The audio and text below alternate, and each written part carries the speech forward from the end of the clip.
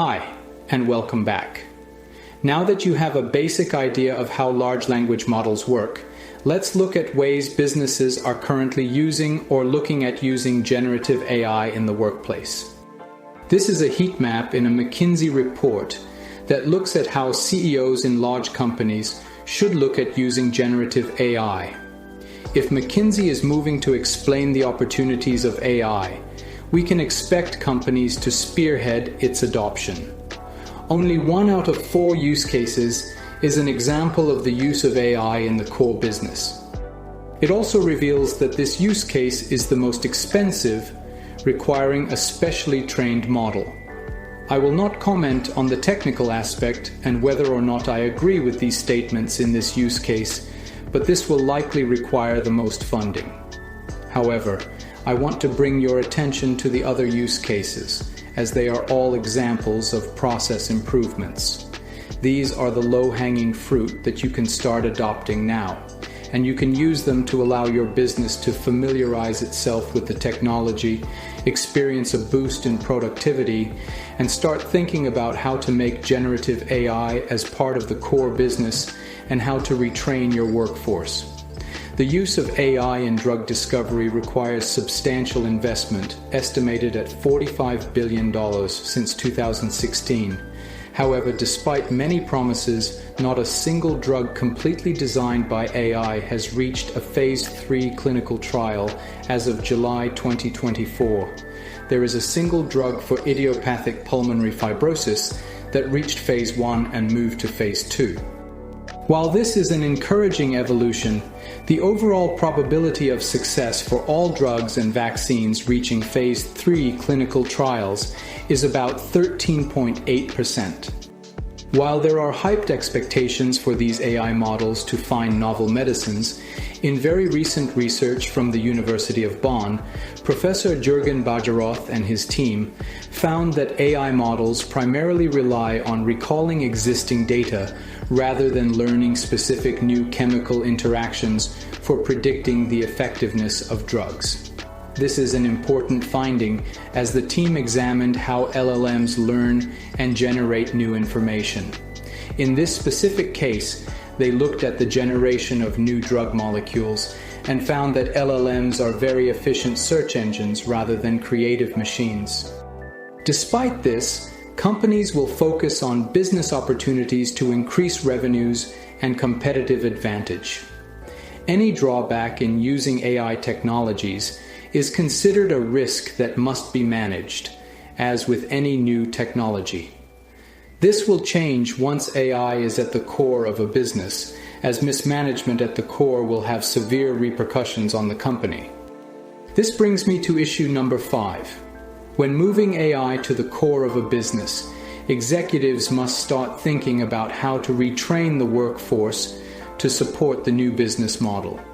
This transformation must be conducted internally, as over-reliance on external resources might disrupt the business on too many fronts, a situation from which it will be impossible to recover. In addition, the use of AI increasingly moves into the core business. It will inevitably start crunching more and more information about customers. The philosopher Yuval Noah, on many occasions, reminded us that AI often knows you better than you know yourself. He supports his arguments not only with scholarly work, but also with personal experience. He brings to our attention concerns regarding privacy, surveillance, the ability to make critical life decisions, and the manipulation and control of public opinion, with consequent existential and ethical questions reinforced.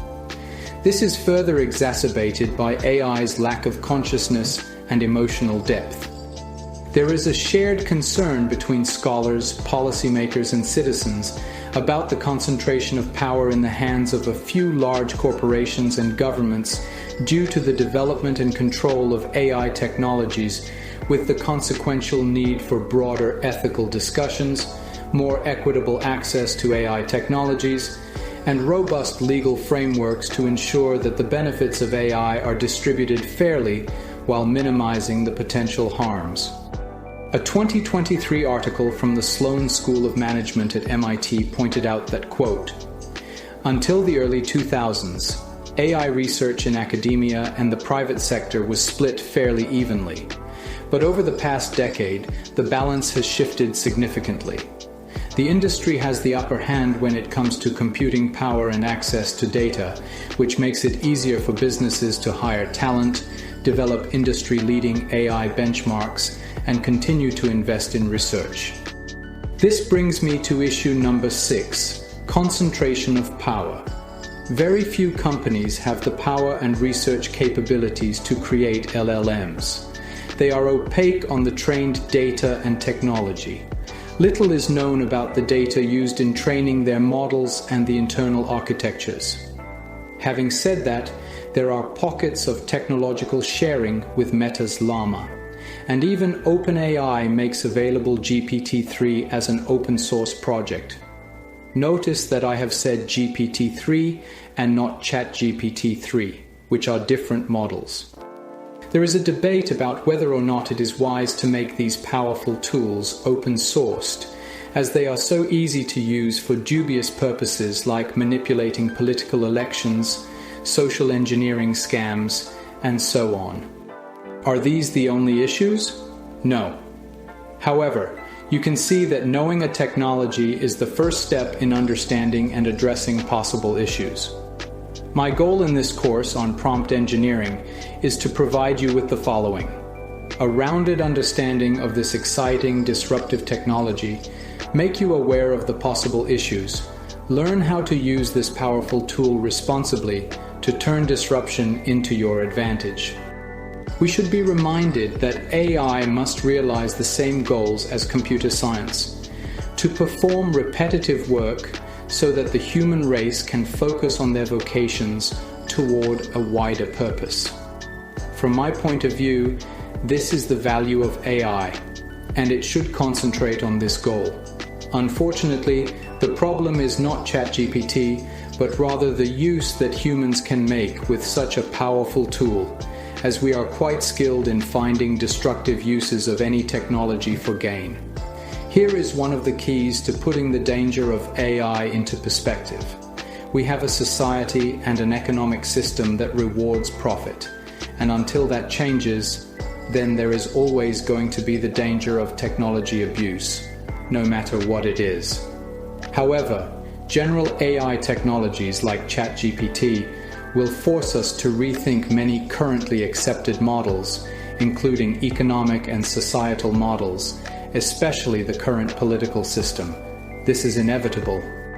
This brings me to the conclusion of this journey before moving on to learning how to use this tool. You are already taking the first step in protecting yourself against the disruption that generative AI will have on the workforce and societies. Do not fear this technology. Understand it and learn how to use it in your workforce. Do not rely solely on the answers provided by generative AI tools that, as you learned, can quickly produce non-factual information. Confirm the findings by looking at authoritative sources and only use the information learned on platforms such as Facebook or YouTube as entertaining material.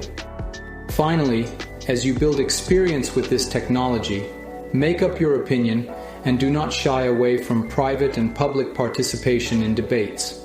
Next, I will provide you with a historical perspective on AI, a fascinating journey where you will meet bright minds and learn how we got here today. I will see you next.